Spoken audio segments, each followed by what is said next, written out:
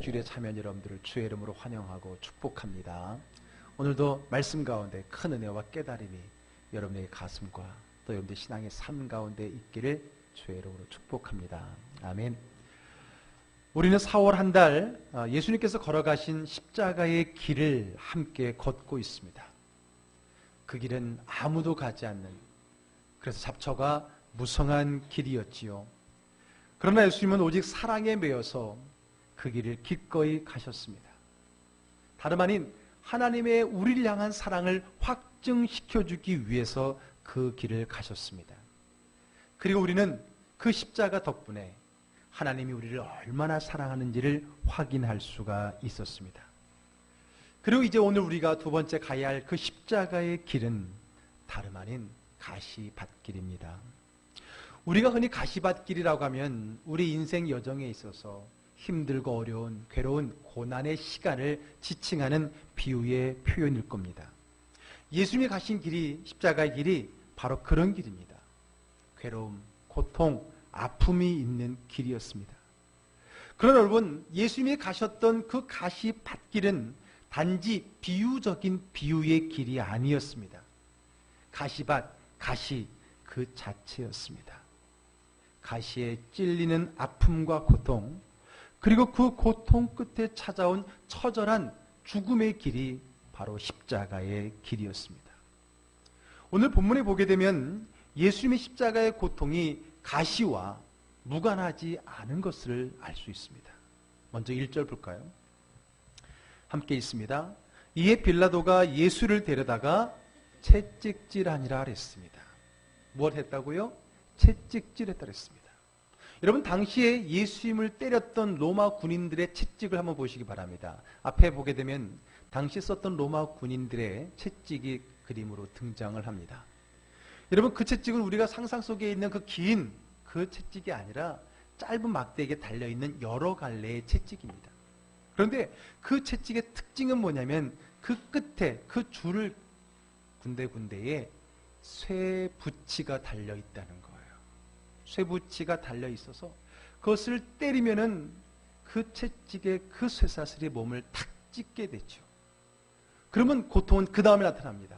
그 채찍을 다시 거두어 들임으로써 박혀있던 그 살점을 떠내면서 몸을 찢겨내는, 그것이 바로 로마 군인들이 썼던 바로 채찍이었습니다. 그 채찍에는 바로 사람의 몸을 찌르고 그 몸의 살점을 떨어내는 가시가 붙어 있었던 겁니다.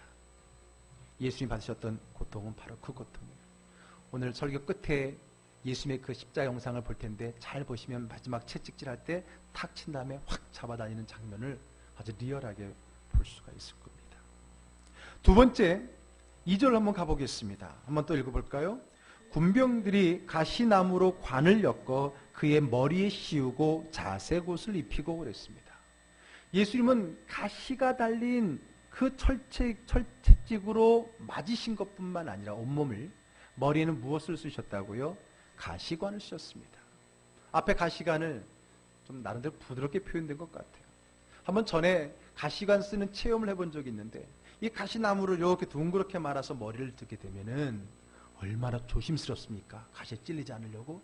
그러다가 한번 딱 찔려보십시오. 엄청 아프죠. 문제는 그게 끝이 아니라 그것 때문에 그 살에 파고드는, 그것을 쓰고 있으면서 몸을 움직이기 때에 조여오는 그 아픔을 생각한다면 얼마나 큰 아픔이겠습니까?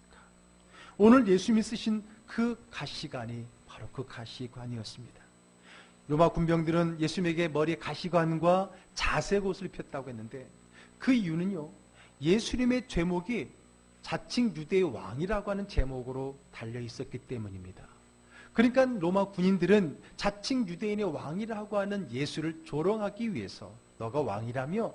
야, 왕이라면은 왕관이 있어야 되지 않겠느냐 하면서 그들은 조롱하면서 가시로 왕관을 만들어 머리에 씌웠던 겁니다. 그리고 자색 옷을 입힌 것은, 그 자색이라는 것은 귀족 혹은 왕족에 상징하는 색깔이거든요. 그 옷을 걸치면서 그가 왕이라고 하더라라고 조롱하고 있는 겁니다.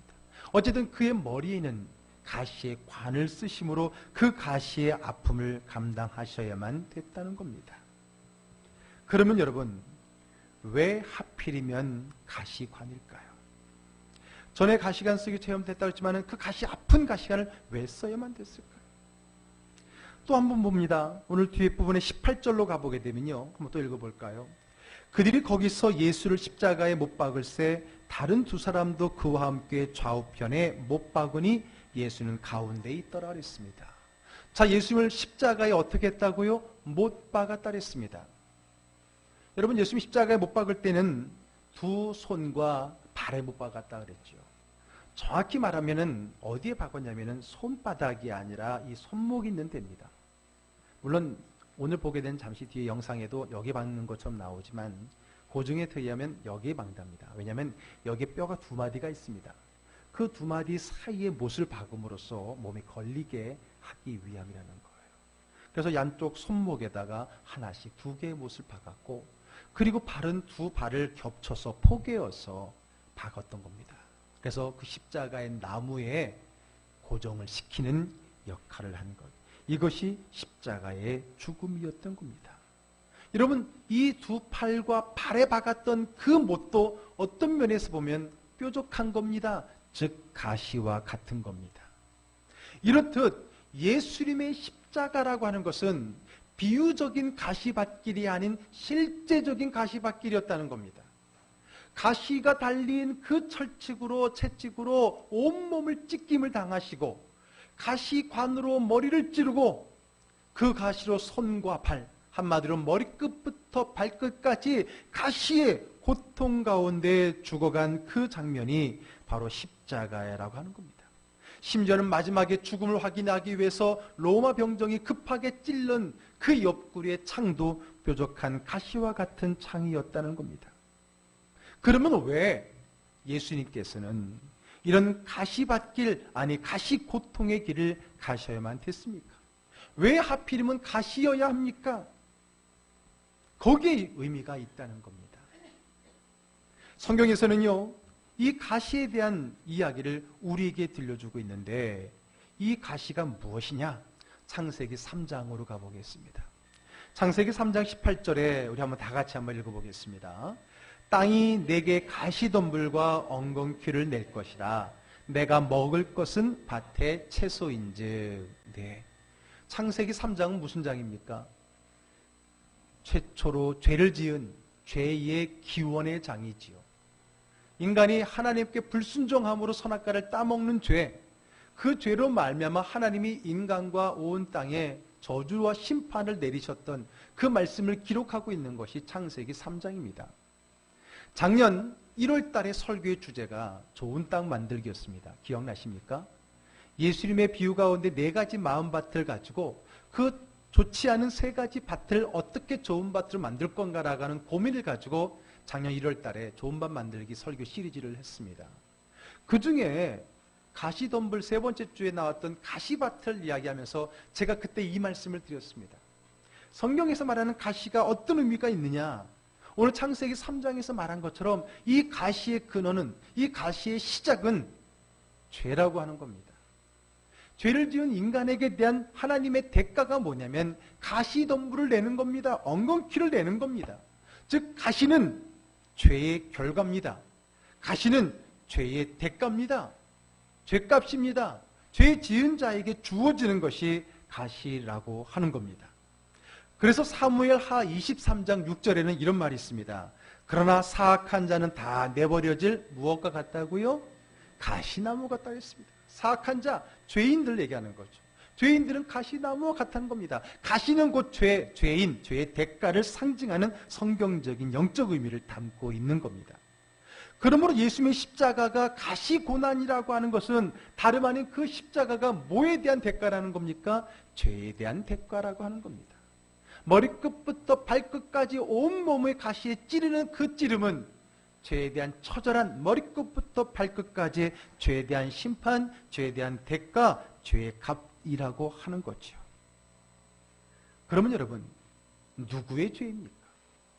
예수님께서 머리끝부터 발끝까지 온몸을 가시에 찔리는 고통을 당하신 그 큰 죄는 누구의 죄입니까?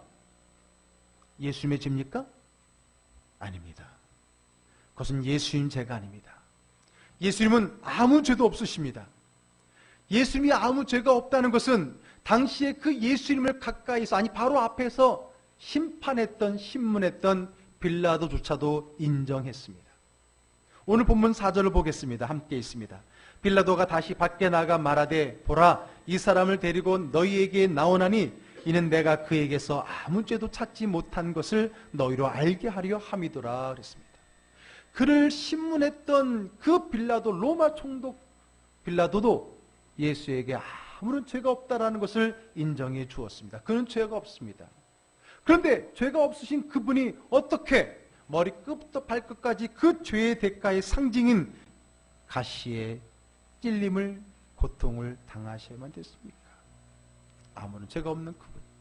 여러분, 예수님은 아무런 죄가 없습니다. 그분은 죄의 대가인 그 예수를, 십자가를 져야 될 필요가 하나도 없었다는 거예요. 자, 이 말에도 유대인들의 예수님이 십자가에 못 박으러 죽이라 합니다. 이렇게 죄가 없다는 것을 빌라도가 선언을 했음에도 불구하고 계속해서 군중들은, 유대인들은 예수님을 십자가에 못 박혀 죽여야 된다 그랬습니다. 그때 한번 또 빌라도는 이렇게 말합니다. 19장 6절로 또 가볼까요? 또 읽습니다. 대제사장들과 아랫사람들이 예수를 보고 소리질러 이르되 십자가에 못 박으소서, 십자가에 못 박으소서 하는지라. 빌라도가 이르되 너희가 친히 데려다가 십자가에 못 박으라. 나는 그에게서 죄를 찾지 못하였노라 그랬습니다. 두 번이나 빌라도가 나는 그에게서 아무런 죄도 발견하지 못했다고 할 만큼 예수님은 십자가에 죽을 만한 그 어떤 죄도 짓지 않은 무죄하신 분이었습니다. 예수님의 제자 베드로가 훗날 베드로서를 쓰면서 이렇게 말합니다. 베드로전서 2장 22절에 그는 죄를 범하지 아니하시고 그 입에 거짓도 없으시다라고 분명하게 증언하고 있습니다. 죄를 짓지 않았습니다. 그런데 그는 큰 죄인처럼 머리끝부터 발끝까지 죄의 대가의 상징인 가시찔림을 통해 죽어가는 존재였습니다. 왜 그랬을까요? 그는 죄를 짓지 않았음에도 불구하고 왜 죄인으로 죽어가야만 됐을까요? 여러분, 죄를 짓지 않은 사람이 죄를 지은 사람이 되는 것을 우리는 뭐라고 말합니까? 누명을 썼다라고 말합니다. 누명. 가오리상 누명이 무슨 말인지 알아요? 네, 저거다 한문으로 써놨어요. 네. 누명을 썼단 말이에요. 죄인이 아닌데 죄인이 된 것을 누명을 썼다라고 말합니다. 여러분, 누명 써보셨습니까? 안 써보셨으면 말을 하지 마시고. 누명을 써보셨습니까? 얼마나 억울하고 얼마나 속상하고 얼마나 분하고 어떻게 나의 진심을 보여줄 수 있을까? 이것은 그 어떤 거 되지 않았을 때 그 마음속에 오는 그 뭐랄까요?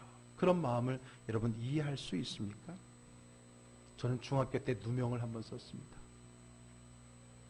저희 집이 서울에 이제 한옥집이었는데 기억자로 되어 있죠.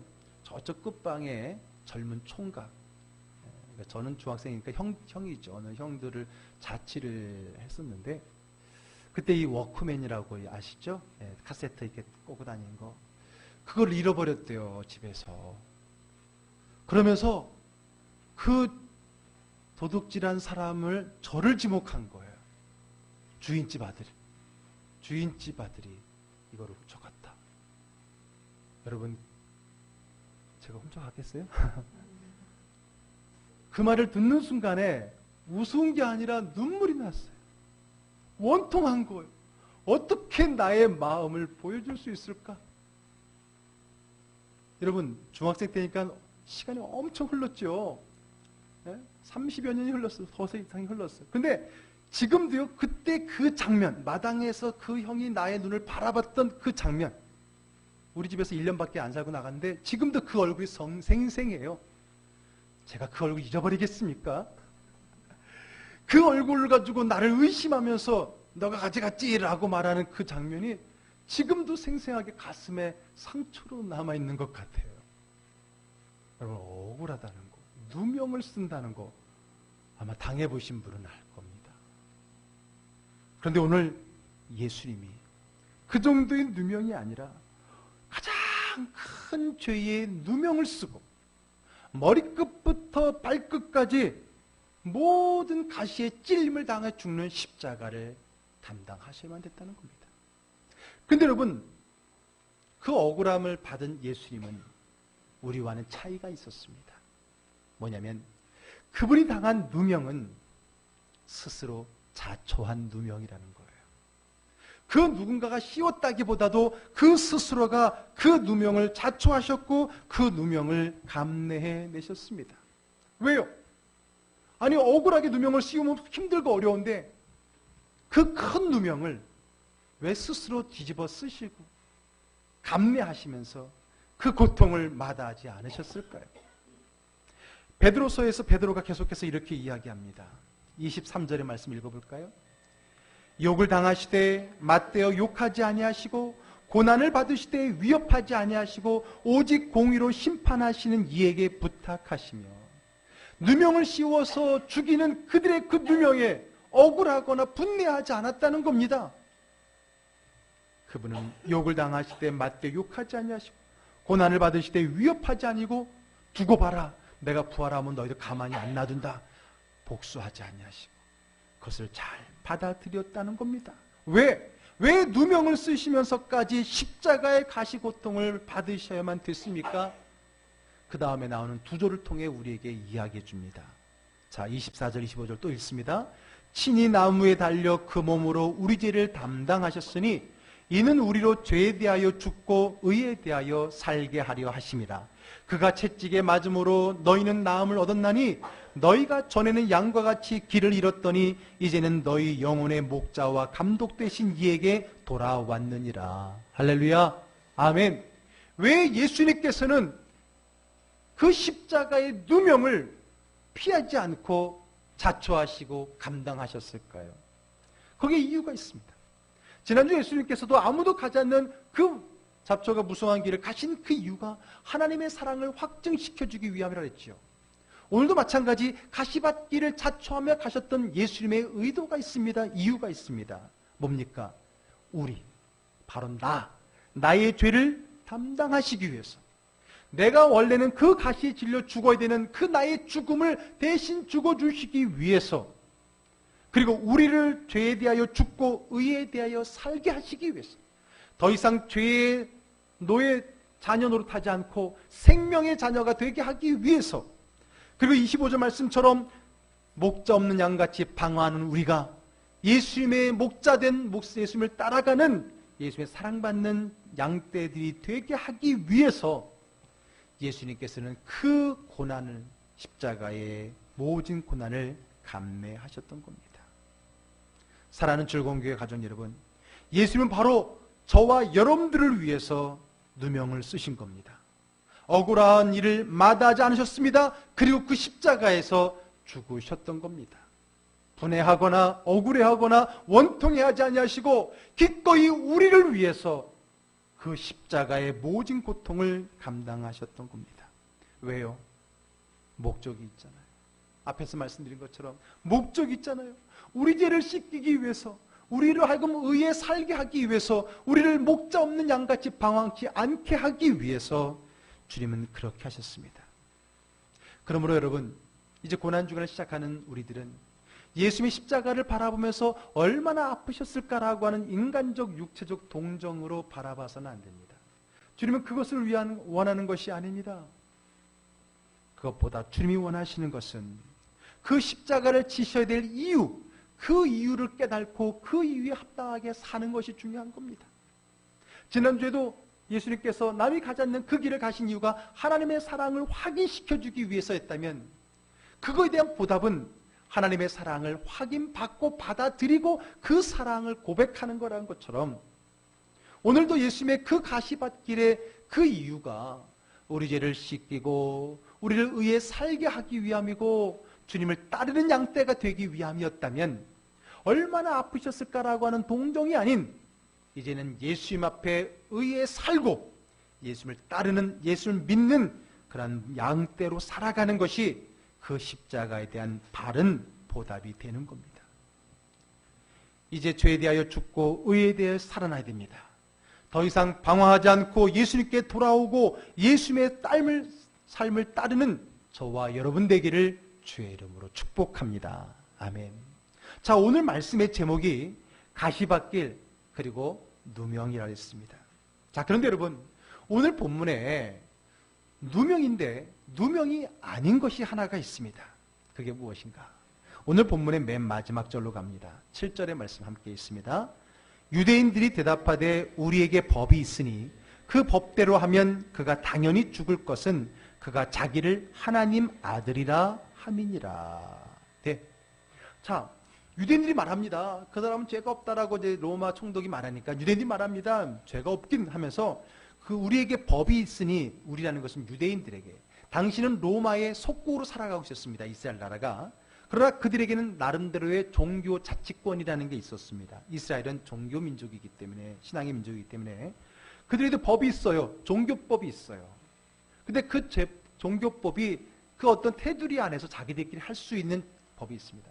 당시 로마의 식민지였기 때문에 특별히 사형이라고 하는 그 심판은 오직 로마를 통해서만 할 수 있었습니다. 그런데 로마를 통하지도 않고 죽일 수 있는 방법이 한 가지가 있는데, 그것은 종교법으로서, 로마도 타치하지 않는 그 종교법으로서 그를 죽이는 겁니다. 그때의 그 이유는 단 한 가지입니다. 신성모독죄. 하나님의 이름을 더럽힌 그 죄만큼은 굳이 로마에 항소하지 않고도 자체적으로 즉결 심판할 수 있었습니다. 다름 아닌 돌로 쳐 죽이는 거지요. 그 말입니다. 우리에게도 법이 있기 때문에 우리의 법으로도 그를 쳐 죽일 수 있다는 거예요. 왜? 그에게 무슨 죄가 있기 때문에? 신성모독죄가 있다는 거예요. 그 신성모독죄가 뭐냐면 오늘 보니까 그가 자기 자신을 하나님의 아들이라고 말했다는 겁니다. 이것이 유대인들이 보기에는 신성모독죄라는 겁니다. 어찌 감히 네가 사람이 하나님의 아들 신이 될 수 있냐라고 신성모독죄를 걸었던 거예요. 그러면 그걸로 돌로 쳐 죽이면 되는데, 그를 따르는 많은 유대인들이 있기 때문에 그리하지 못하고 자기 손에 피 묻히지 않고 로마를 빌어서 피를 묻히기 위해 십자가를 보낸 거거든요. 자, 그런데 여러분, 그러면 오늘 그들이 신성모독죄라고 걸었던 그 예수님의 말씀, 즉 하나님의 아들이라고 하는 것, 그 말은 맞는 말입니까? 틀린 말입니까? 맞는 말입니다. 맞는 말일 정도가 아니라 그것은 진리입니다. 그렇다면 이것은 누명이 아닙니다. 우리의 죄를 짊어지신 것은 누명일지 모르지만은 내가 하나님의 아들이라고 하는 그 말은 절대 누명이 아닙니다. 오해하지 마십시오. 스스로 나는 하나님의 아들이라고 했다는 것은 누명이 쓴 것이 아닙니다. 그것은 진리를 선포한 겁니다. 그 내용 또한 많습니다. 문제는 무엇입니까? 그 사실을 믿지 못하고 인정하지 않는 불신이 문제입니다. 예수가 하나님의 아들이라 하는 제목은, 이것은 누명이 아니라 이것은 불신의 이야기입니다. 예수님 바로 그러한 불신 때문에 죽으신 겁니다. 예수님 바로 그 불신을 위해 죽으신 겁니다. 예수님은 그 불신을 안타까워하며 죽으신 겁니다. 그리고 그 불신이 변하여 믿음이 되기를 원하고 계신 겁니다. 내가 얼마든지 너희들의 죄를 다 짊어지고 갈 수 있다. 너희들의 죄를 위해서 죽는 것은 내가 하나도 아깝지 않다고 말씀하시는 그분은, 그러나 내가 하나님의 아들이라는 것을 믿지 못하는 그 불신에 대해서만큼은 가슴 아파하고 계시다는 것을 우리는 기억해야 됩니다. 누가복음 23장 34절에 그래서 예수님께서는 누명을 쓴 분노하고 억울해하는 자의 모습이 아니라 자기를 하나님의 아들로 믿지 못하는 그들에 대한 안타까운 마음으로 그는 숨을 거두셨던 겁니다. 그래서 그분은 이렇게 말씀하십니다. 그 처절한 가시의 고통의 십자가에서 아버지, 저들을 사하여 주옵소서. 자기들이 하는 것을 알지 못합니다. 저들이 나를 믿지 못합니다. 그들이 나를 하나님의 아들로 하나님 믿지 않습니다. 그들의 불신 때문에 죽어가는 그분은 분노함과 원통함보다는 안타까운 마음으로 십자가를 지셨던 겁니다. 죄의 누명을 쓰고 십자가 가시 고통의 길을 걸어가신 예수님. 그러나 예수님을 더 고통스럽게 하는 것은 예수님을 하나님의 아들로 믿지 않는 우리의 불신입니다. 그러므로 여러분, 우리 두 번째 주간에 우리가 함께 걸어가야 될 십자가의 가시밭길은 믿음으로 가야 되는 겁니다. 믿음으로 가야 되는 겁니다. 불신을 버리고 주님을 믿는 믿음의 길을 걸어가는 겁니다. 예수님은 나의 구주십니다. 예수님은 하나님의 아들이십니다. 메시아입니다. 나의 구원자입니다라는 그 믿음의 고백을 통해서 우리 주님은 기쁘게 그 십자가를 지실 수가 있는 겁니다. 마지막으로 마태복음 16장 16절에 시몬 베드로의 고백을 한번 읽어보고 우리의 고백으로 고백하기 원합니다.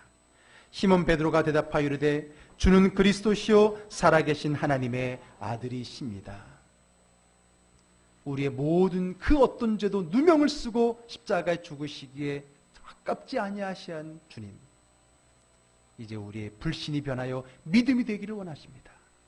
주님을 우리 참된 구주로 믿는 그 믿음을 가지고 한 주간 그 믿음의 고백을 가지고 은혜로운 고난주간을 보낼 수 있기를 주의 이름으로 축복합니다. 우리 함께 영상을 보겠습니다.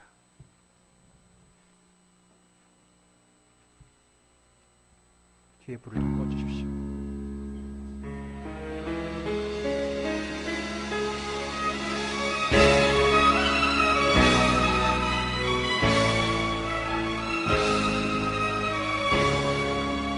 영상 앞에서 띄워주세요.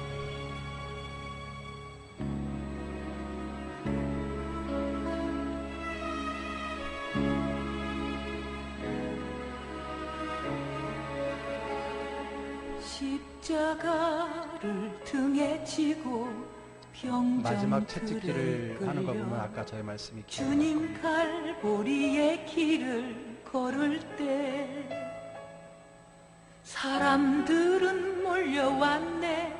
죽음의 길 걷는 그를 보려고.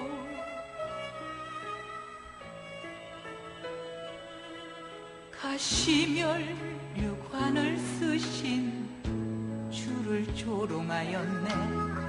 채찍 소리에 흥겨워하면서 사람들은 소리쳤네. 자칭 메시아를 못 박으라고. 사랑하는 제자마저 모두 떠나버리고 증오와 멸시의 비웃음 속에서 너와 나를 위한 그 애절한 사랑 때문에 주님은 그 길을 걸어가셨네. 갈보리 길.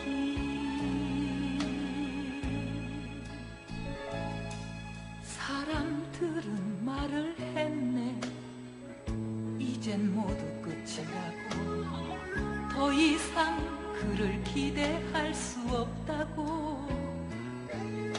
자신마저 못 구원한 그는 메시아일 수가 없다고. 갈보리의 그 길만이 진정 구원의 길인 것을 그 누구도 이해할 수 없었지만 너와 나를 향한 하나님의 사랑 때문에 주님은 그 길을 걸어가셨네. 고난의 길 십자가에서 흘린 보혈은 예루살렘 유다와 땅 끝까지 구원의 강물이 되어 온 세상을 적셨네. 세상의 모든 죄를 대속했네. 모두 비웃고 조롱하며 떠났던 바로 그 길을 이젠 너와 내가 가야만 하네. 생명의 길.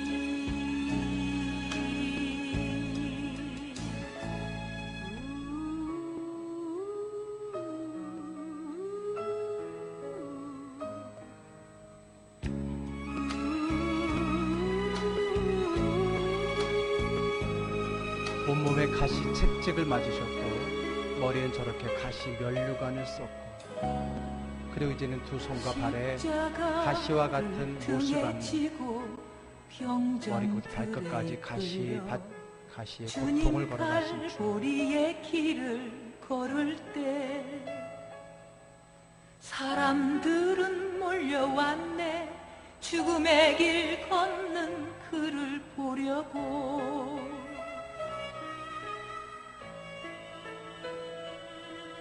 가시면류관을 쓰신 주를 조롱하였네. 채찍 소리에 흥겨워하면서